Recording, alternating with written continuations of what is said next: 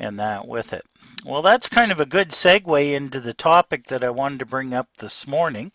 As you recall, last week we did the SDR radios and some of the websites that you can go to. I don't know if anybody tried that SDR Kiwi or the other ones during the week to have a listen to some of the HF stations that are out there and all the way around.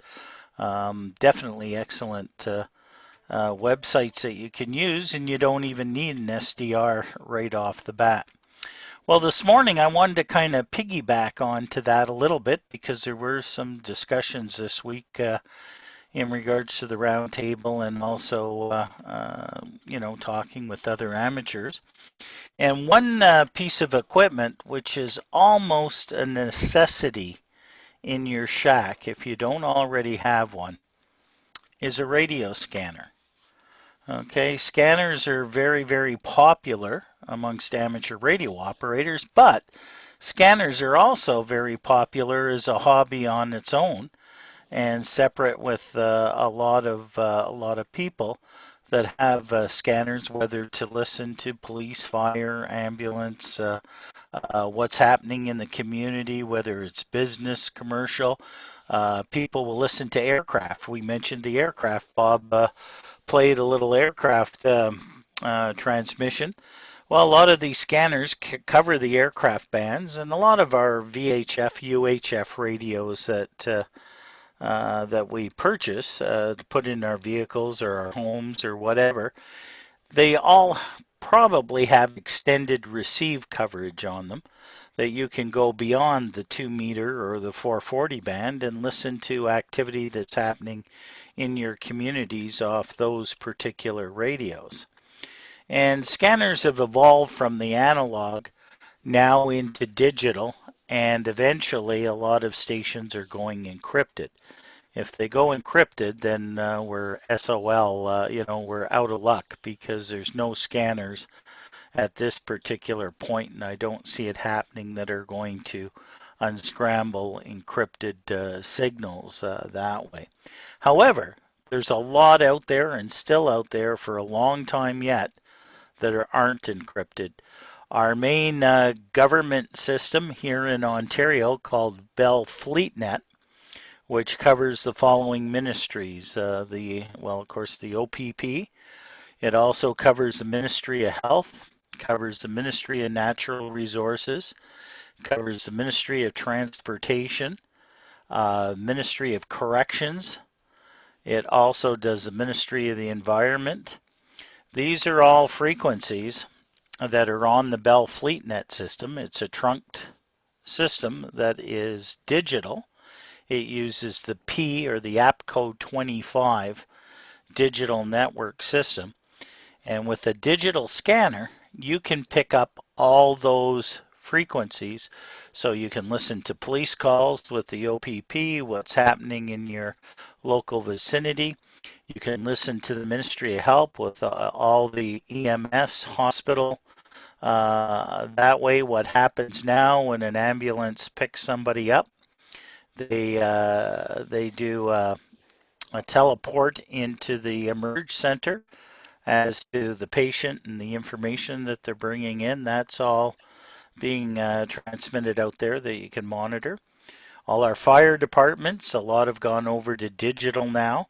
They're either using a DMR or they're into the NXDN, the Next Edge, Kenwood, and that. And a lot of our fire departments on Manitoulin are Next Edge. And But a lot of there's only one scanner that can listen to Next Edge, right? That's Whistler. The Whistler scanner has the Next Edge, but the newer SDS software-defined scanners, the SDS 100, the SDS 200, you can put Next Edge in Who there makes too. those? Uniden. Uniden.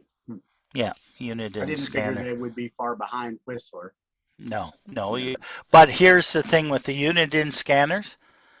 They're an additional cost. With Whistler scanners, they're built in. Well, shit, you pay enough for that. I think like if you were to buy one of these Whistler scanners I've got right now, you're talking about $1,000. Well, by the time you convert it to Canadian and the taxes and that, yes, absolutely. Yeah. But what Whistler did is they incorporated the costs of putting DMR and NextEdge in there.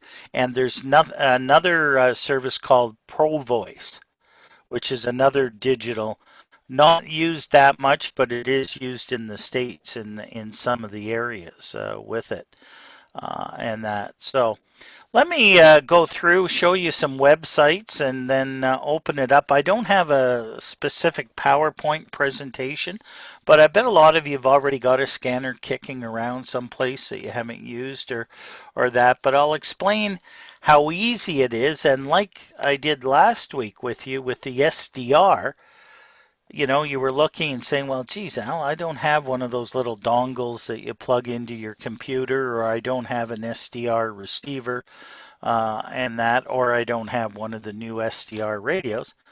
I took you to some websites that you could go to where you could turn your computer into an SDR radio without having any additional. Well, I'll take you to some websites today where you can turn your computer, your laptop, or your tablet, or your cell phone into a full-fledged police scanner. So give you some information that way. So just to give you some history here, I pulled out some of my scanners here. So let me just pull my table over to the side of me. So when I was a kid, I ended up with one of these type of scanners. Not very expensive. At that time, Radio Shack, God bless Radio Shack, we had all kinds of places with Radio Shack there, and that with it. I forget what the model number of this one is. This is a Pro 38 is the model number of it here, and of course it's the famous Realistic. But it was only a 10-channel scanner. Oh my goodness, Al, sorry to interrupt, yeah. But I've got this unit in Bearcat. Let's see if you can see it here. Yeah. Go ahead, talk, so you go on the big screen. Hello, talking. You got me? Yep. So that's a unit in Bearcat 55XLT, and okay. It's exactly the same as your Realistic. I just thought that was funny. They were made by, Realistic didn't make their own scanners. Uniden made a lot of them. Yeah. Yeah, so it could be exactly the same thing, just with a different brand on it or whatever, Absolutely. Well, the first ones that they came out with, I used to have one, but I don't have it anymore, were crystal controlled. Like you may remember way back, you used to go to Radio Shack and you found out, okay, your local police frequency or your local fire department were on a frequency 142.545 megahertz. So you go to Radio Shack, and if you got any of the regional police or the city PD, and they'd pull out one of those, like a tackle box. Okay. Oh, okay. Bob's holding. Look at everybody's holding up their scanners. All right. So obviously, scanners are something that you've got. Is that one crystal controlled, Bob? Is that one yours, crystal? All right. Yeah. You're muted, Bob. It's a Pro 58. Okay. Says it's UHF, VHF, high and low. But as far as I know, there's no crystals in it. But I haven't ripped it open to find out. Well, I remember, most of the ones that were crystal controlled, they had a little red light, and the little red lights went across the, as it was on there. The first CBs that I messed around with were crystal controlled. So you had to have two crystals, one for transmit, one for receive. Yes, absolutely. Yeah. So keep your hand up, Dennis. I have a mobile one that all these crystals go in. Yeah, I still have it. There you go. And that's what? Very portable. Yeah. Well, and they used to have little LEDs go across, right? And they're 4-channel, 10-channel, 8-channel. And then when you turned it on, you saw the lights go across, right? And they'd flash across. And very popular back in the 70s and the 80s and that. And this was a scanner. When they came out with this was a synthesized scanner.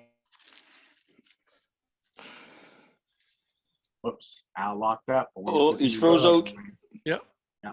So I'm watching Elementary. You know, the TV show that's got, you know, Watson and Holmes on it, you know, and Watson is Lucy Liu. It's really good. And when they're listening to the police scanner or whatever, they've got kind of modern looking radios, but they've got the red lights that go across the screen. You know, it's like when you think of a scanner, you think of, you know, that type of thing. Shows better on TV. Eh? I thought Exactly, right. all the police frequencies were all scrambled. No, well, no, in Sudbury, Pat can attest to this. I think everything in Sudbury is Everything in Sudbury is pretty well scrambled. is encrypted. All you have is Sudbury Transit and what's going on at the Inkle smelter. That's about all you can scan. Yeah, but you can still listen to the OPP and all that. Well, I get the OPP too, but there's about 3 of them that I get, Rusty, and that's Right. like to own a scanner for me living where I live is, if I lived in a big city, it would make a big difference, but Well, but you pretty much, you can listen. If you can get one OPP tower, I think you might be able to listen to pretty much everything that's on there because they're all connected together, are they not? I thought everything was scrambled. No, well, not yet.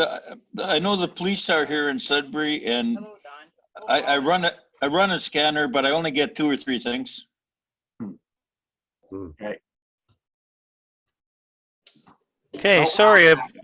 Yeah, sorry about that. Welcome to the internet, Al's life with internet going down all the time. It never fails. As soon as I get on Zoom, away it goes, you know. Anyway.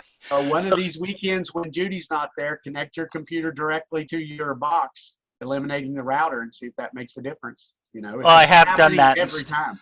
I have done that, and it still goes down. Oh, okay. Well, that's interesting. Okay. Yeah. Oh, so look at it's, Dennis. These two, one of these Look at old. Dennis. okay, well, What's so we're that, Bob? That's the Pro 58 scanner, and it looks like it's got 3 crystals in it. okay. Yep. 2. And that was one, Mike. MYK's got one.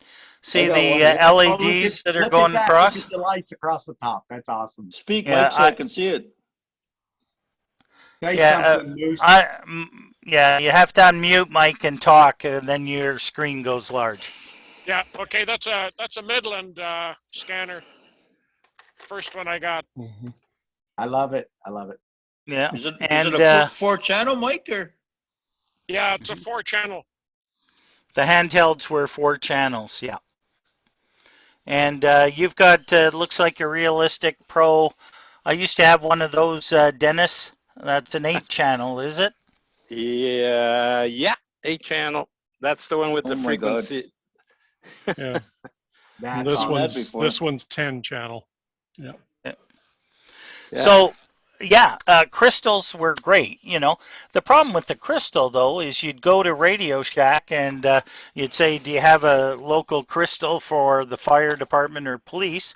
And they'd bring out one of these big tackle box things with the little individual compartments in it, and they'd go in, "Yep, that'll be $10 or $15 for the one crystal." So it became you bought one of those scanners with 10 channels in it. Oh, there's Bill holding up a model. Pro 2009 radio. Okay. Yeah. Yeah. Janice, you're muted. She wants to say Yeah, something. Janice has one. Okay. Yeah. She's muted though. You're muted though, Janice. We can't hear you. Still muted.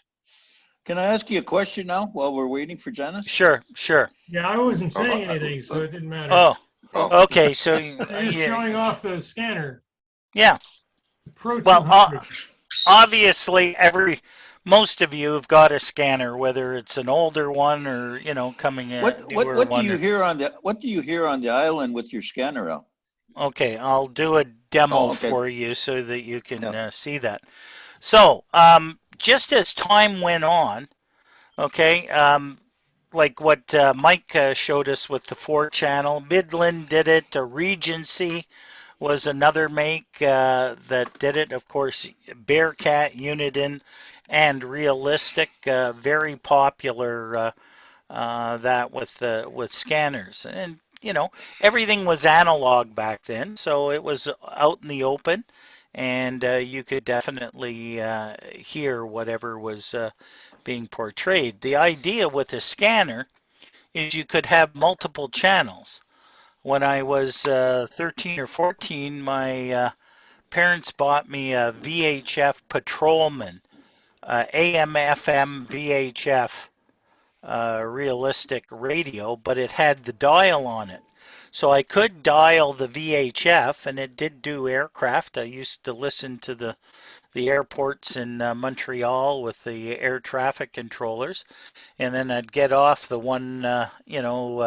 20 and the 130 meg range, and then I'd come up into the 140 meg range prior to the ham band, and you could hear the local police in there. But with one of those rotary radios, you could only do one channel at a time, right? It wasn't a scanner. You weren't doing multiple.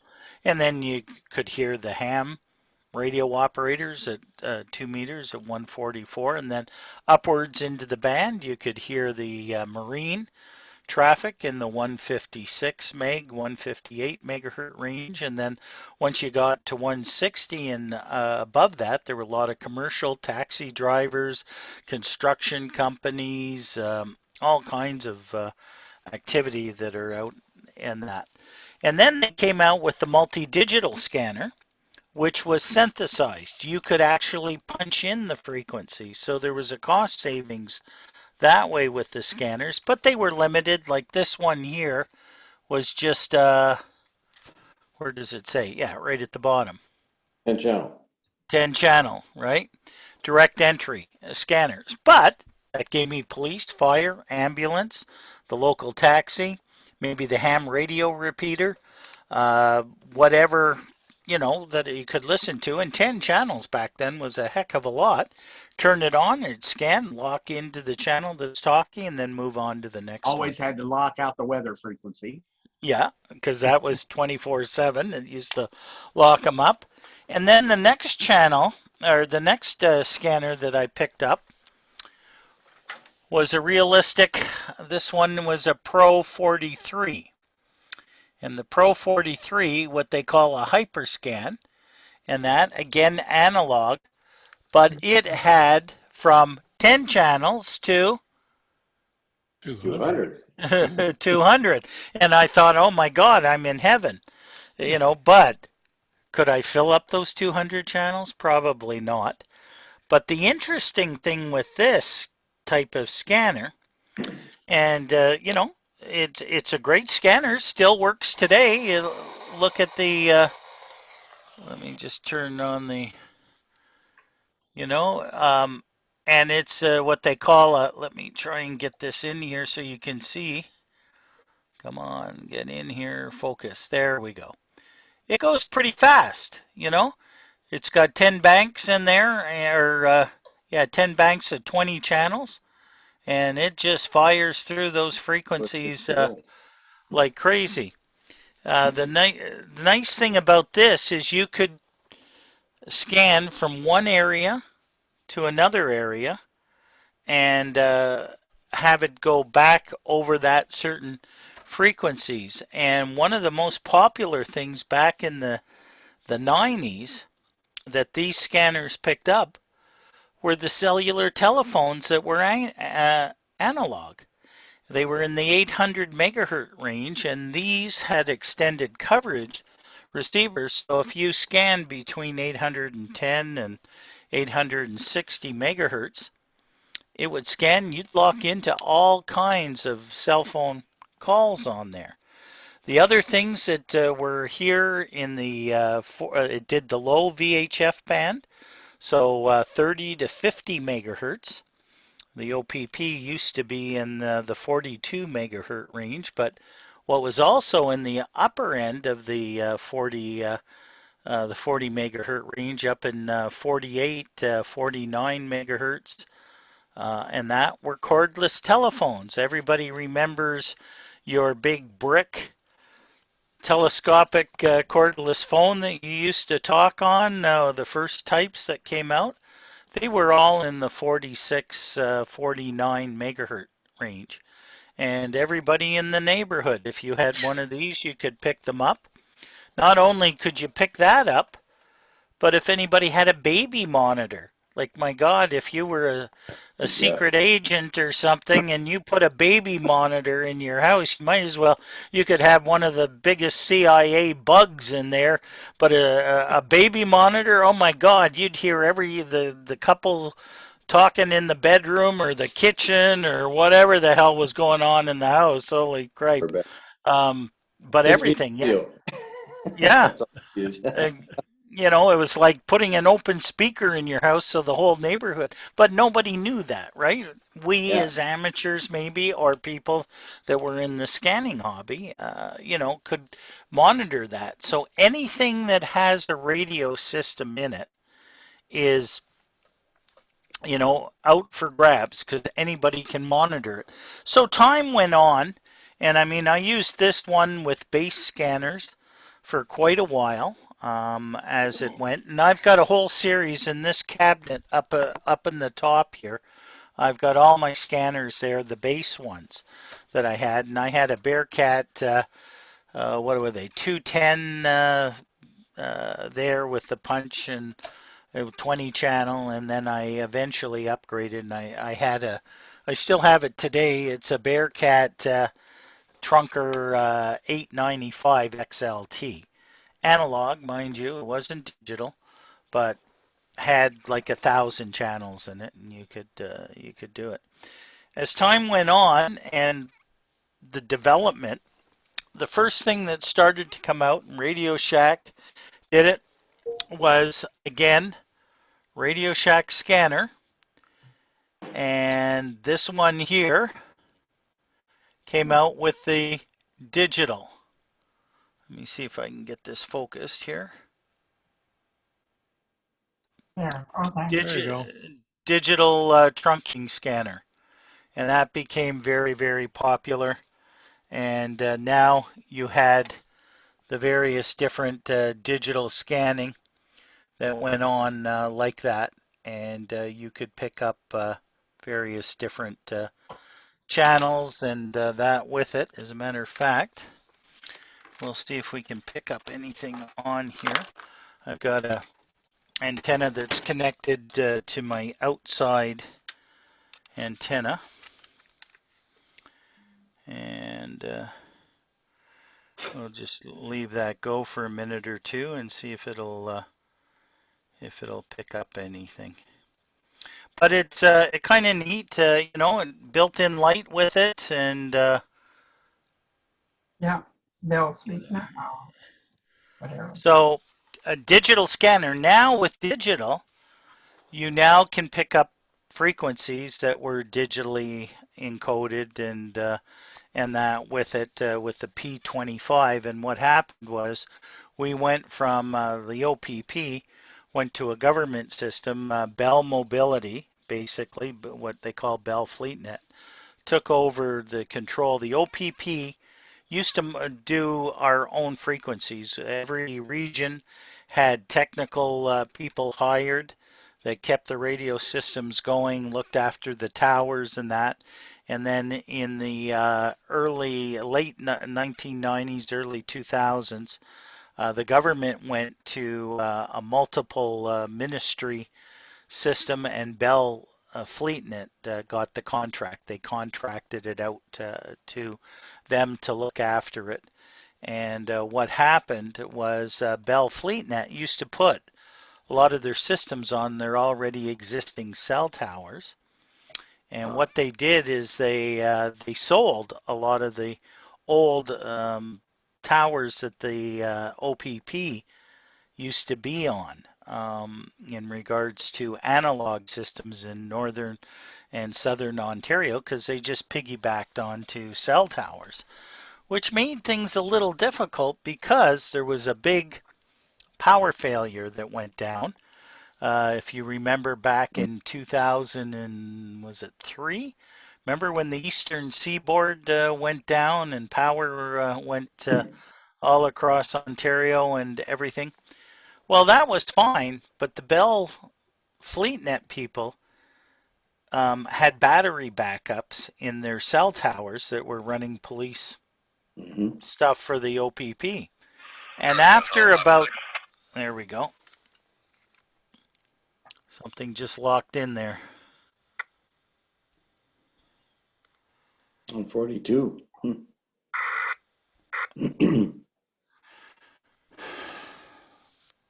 That was at 142, Al. Yeah, 142. See I'll show you this when we get in it. But you see Bell FleetNet down at the bottom. Yeah. That's marked in there. All the OPP talk groups. Things are quiet here this morning right now, so not much activity on this. As soon as it goes off, I'll let you I was hear just it. going to say that 42, wasn't that the OPP frequency and all that? 142 megahertz. Yeah. Yeah. What? Well, the old OPP used to be 42020, the old low VHF, and I think I told you guys the story where I pulled a car over on Highway 6 North one night, and the Missouri State Police were on the same frequency pair, and we talk about skip on the lower frequencies. Well, I won't go into the full story because I've told you, but I couldn't talk to Sudbury from Manitoulin on 42 megs. I was calling till I was blue in the face. I had a car stop. I wanted to run this guy. All of a sudden, the police dispatcher with the Missouri State Police in Poplar Bluff, Missouri, comes back with that drawl. Not like yours, Rusty. Yours is more sophisticated. But this guy had, "Yeah, you OP out there, I'll run that guy for you. Don't you worry." He says, "I got your back tonight." He says, "I can't hear a bloody thing from my guys, but you, oh my God, you're coming in 10 by 10, young lad. So don't worry, So he ran the guy for me. He was clear, and he said, "I'll watch you tonight. Don't you worry." But I mean, that was the radio systems back then, right? Like skip was just, and it was 6 meters, right? We were at the 6 meter band. We used to have, if you remember the old black and white cruisers, you used to have the 9-foot whip on the top of the, right by the cherry on top there, and that's what we used to do. The rookies that used to bring the cruisers into the garage at night, we used to say, "Get a hold of the whip and fold it back," and we used to have a clip on the back of the trunk area that you'd clip the whip back so you could drive it into the thing. Well, back then we had 100-watt radios on those 6 meters. 503, last update, female is currently still on the road in front of the civic address of 11 Delta Sagamore Road. Female came from the residence of 11 Charlie. Hey, that's Sagamuk Big Buck. So there you go. So there, to answer your question. So there you go. Like, and program the blue light to come on if it's police, red light to come on if it's fire, orange to come on if it's EMS, and the different types of things. So these little scanners are amazing. I mean, Radio Shack had them. You can still pick them up today for a couple of $100, and they do all the digital and that with it. A really great little scanner that way with it. Those particular ones are a little difficult to program, though, I think. Well, you need the software, and I'll get into that. Right. Yeah, I'll get into that a little later, but it's easier now with sites like radioreference.com and that we'll talk about it. But yeah, so anyway, finish off the story. The young officers used to go and clip the thing, and of course the the senior guy be still in the car and he'd key the microphone when the guy was holding on to the end of the whip and yow, and the whip would be going back and forth like that. So those are some of the things we used to That was do part with of being a police. rookie. Yeah, you had to take the Yeah, shot. you got her. Oh my God, those, You because you know, used to Al, get quite a burn off those radios, you know. Oh, you would for sure, 100 watts. You know Yeah. that the occurrence that you're remarking, that was relayed on the Murray Tower Hill. That was the relay station. That's And absolutely. you had a 2 meter to 6 meter, I guess, just for reference, 42 meg Link. anyway. And Yeah. that was on Murray Tower Hill, and they never really decommissioned it. When I when I came on working there in the radio shop, I came across the building, and inside was the individual that you were talking about coming in on skip one day. Okay. The radio was still functioning. Oh, So absolutely. we took it out and had to remove it all anyway. And now I think the whole building is gone. But we did use the tower for the longest time, and the feed line going up from the bottom of the hill to the top of the hill was a huge. Well, the Maclean's Mountain site here on Manitoulin was the old OPP receiving site here. And, what happened when they started to decommission that, because what was happening, there was too much interference. The police couldn't do our job because of the 6 meter interference that was going on, especially in the spring and the fall when the temperature inversions were going on, and that band was useless locally. But if I wanted to talk to Missouri, oh my God, no problem at all. But if I wanted to talk to my local car down the road or the local stations, and not only was it bad there, but back then the OPP had a base radio in every detachment in the province. And during the daytime, the secretary at the detachment was our dispatcher, because the local calls used to come into the detachment. And, I'd be driving along on day shift here on the island, and I'd be hearing car 17-352, Kenora, go ahead, please. Or this is Cornwall. Go ahead, and I'm thinking, I'm listening to Cornwall to Kenora in the province, and I can't talk to Little Current 10 miles away. But if I wanted to talk to the guy in Kenora, no problem. So that's when they went over to the VHF, and it was analog at that time. And then they went over to the digital system that way. So, and that's when they decommissioned. At that time, I called the telecommunications branch in Aurelia at that time, and I said, to the guys, because all the technical guys in the OPP back then were all ham radio operators, and I said, any chance of me putting a local repeater up here? Yeah, for you, Al? Shit, yeah, go ahead, put it on there. There was never this red tape of having to call this guy to get permission. We're still there. To do that and that's how we piggybacked on there and grandfathered. And now the Ministry of Health own that building and that tower, and they know we're there, but they're not going to kick us off because they know we're tied into 8 municipalities and 7 First Nation communities. And last time I talked to the guy at the Ministry of Health, I said, oh geez, if we got to come off here, for me, it's not a big issue, but I'd hate to have to talk to 7 First Nation chiefs of the First Nations and their and all the mayors of all these municipalities, because it's their main communication emergency backup system. Does that? Oh, really? Oh, okay. Well, I guess you're all right for now, and I've never heard anything since. So, but the day is going to come because they're going to say that tower is, eons old and it's got to come down. So, I mean, I hate that day, but it will come. So,